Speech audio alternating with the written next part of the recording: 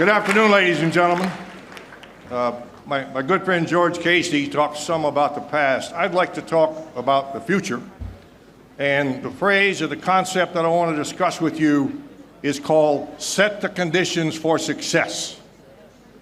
In the United States military, anytime we undertake a major operation or a major undertaking, we attempt to set the conditions for success to ensure we will have mission accomplishment. I would first like to address those people here from the nations.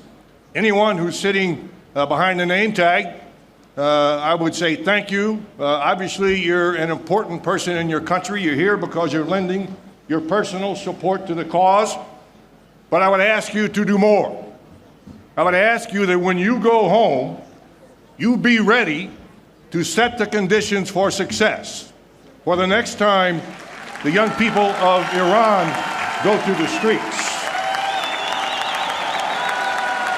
I would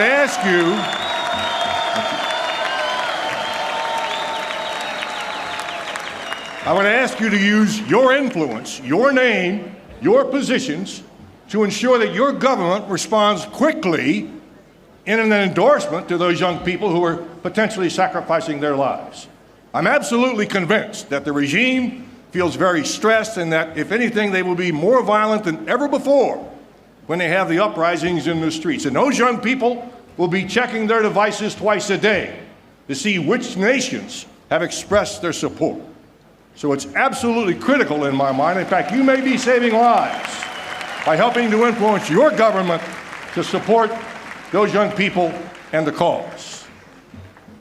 Secondly, I would talk to our Iranian patriots and the residents of Ashaf 3. You know how I support your cause, and you know of my tremendous respect for your courage and dedication. I am not a politician, I'm not a diplomat, so I like to speak bluntly with you folks about this concept of setting the conditions for success. I believe, as I stand here today, that you must do more in Iran to secure a probability for success. You must somehow convince the Iranian army of what you're doing is the right thing. History will show that where revolutions are attempted and the army supports the government, they're crushed.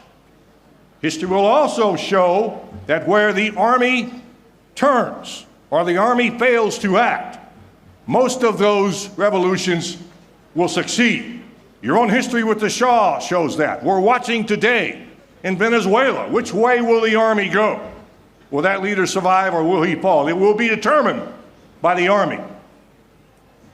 On that fateful day when the young people of Iran rise up in that next major uprising, frankly, the strength of the NCRI will not be enough.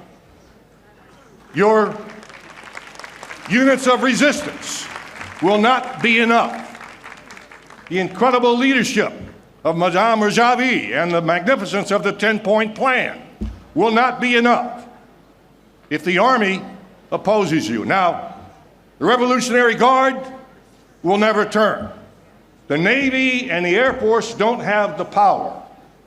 But if you can convince the lieutenants of your cause and ensure that the majors don't fire on your people in the streets, and counsel the colonels and the generals that they will be held accountable for their actions, then I think you have a major chance of success. And when you do, the world will be a much better place with a free Iran. Thank you.